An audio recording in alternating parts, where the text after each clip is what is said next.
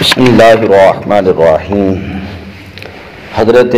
سیدنا مغیرہ رضی اللہ تعالیٰ عنہ سے روایت ہے، آج مسئلہ ہے موضوع پر مسح کرنے کے حوالے سے۔ یہ انتہائی اہم ترین مسئلہ ہے، تقریباً سردیوں میں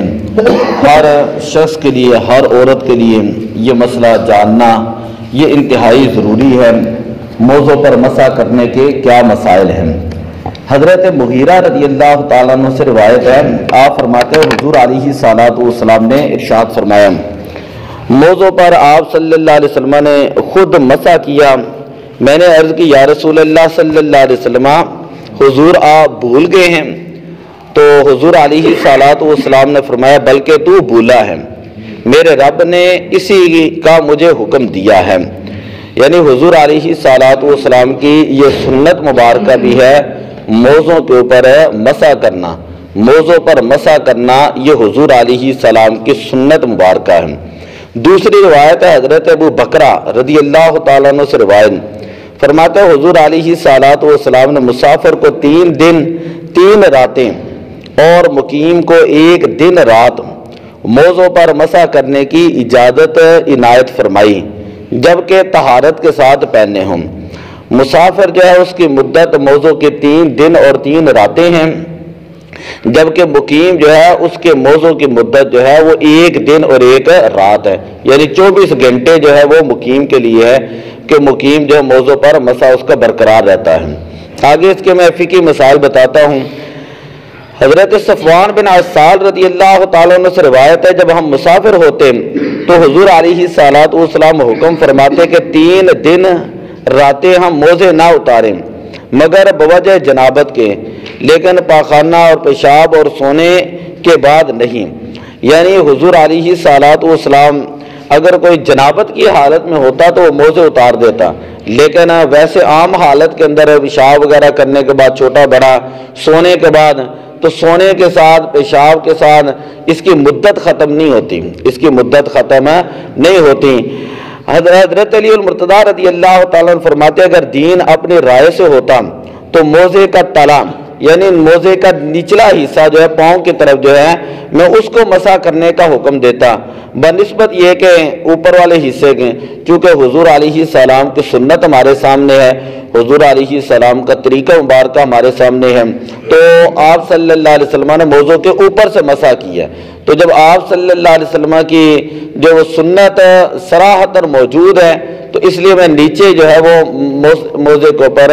مسح کرنے کا حکم نہیں دیتا۔ یعنی کہتا ہے اگر میں عقل کو دیکھتا نا کہ گرد و غبار تو پاؤں میں لگتی ہے، نچلے حصے کو لگتی ہے، تلے کو لگتی ہے، تو میں تلے کو کیا اس کا نام ہے مسح کرنے کا حکم دیتا، لیکن چونکہ حضور علیہ الصلوۃ والسلام نے عمل بھی فرمایا کہ آپ نے موضوع کے اوپر مسح کیا ہے، اس لیے ہم موضوع کے اوپر مسح کرتے ہیں۔ حضرت مغیرہ ابن شعبہ رضی اللہ تعالیٰ عنہ بیان کرتے ہیں، میں نے حضور علیہ الصلوۃ والسلام کو دیکھا کہ موضوع کی پشت پر مسح فرماتے، موضوع کے اوپر جو ہے وہ مسح فرمایا کرتے تھے۔ جو شخص موزے پہنے ہوں وہ اگر وضو میں بجائے پاؤں دھونے کے مسح کرے تو یہ جائز ہے، اور اگر وہ اس کو اتار کر یعنی یہ سمجھتا ہو کہ یہ موضوع پر مسح کرنا جائز ہے، اور اس کے حوالے سے حضور علیہ السلام کی حدیثیں موجود ہیں اور یہ سنت ہے اور شریعت کے اندر اس کی رخصت ہے، اگر وہ یہ سمجھتے ہوئے کہ وہ جائز سمجھتا ہے لیکن وہ پھر بھی اس کے باوجود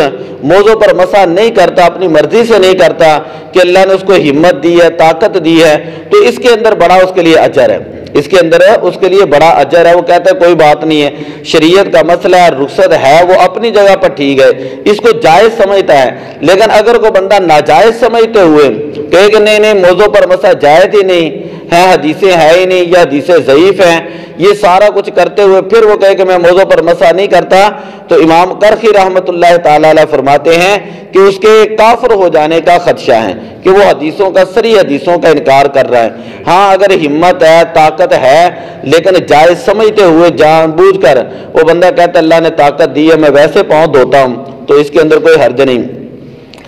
حضرت امام اعظم ابو حنیفہ رحمۃ اللہ تعالی علیہ سے یہ پوچھا گیا کہ اہل سنت و جماعت کی علامت کیا ہے،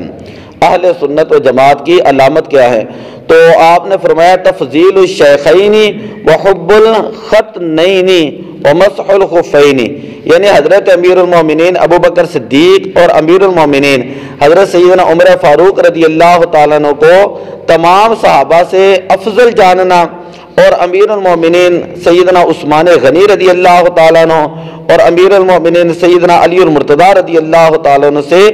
محبت رکھنا، یہ اہل سنت و جماعت کی علامت ہے، اور موضوع پر مسح کرنا یہ اہل سنت و جماعت کی علامت ہے۔ کئی لوگ ویسی ضد کر جاتے ہیں کہ جی نہیں جی موضوع پر مسح جائز نہیں ہے، آپ جرابوں پر بھی مسح کر لیں۔ کئی مرتبہ میں نے خود لوگوں کو پکڑ پکڑ کے یہ مسئلے سمجھائے ہیں، اور کئی مرتبہ تو میرے ساتھ ان کی باتیں بھی بڑی ہوئی ہیں کہ یہ ہمارا مولوی دیکھ کے کہہ رہا ہے کہ جرابوں کے اوپر مسح جائز، حالانکہ صحیح سمجھدار ہمارے اپنے ہی نمازی تھے وہ ادھر،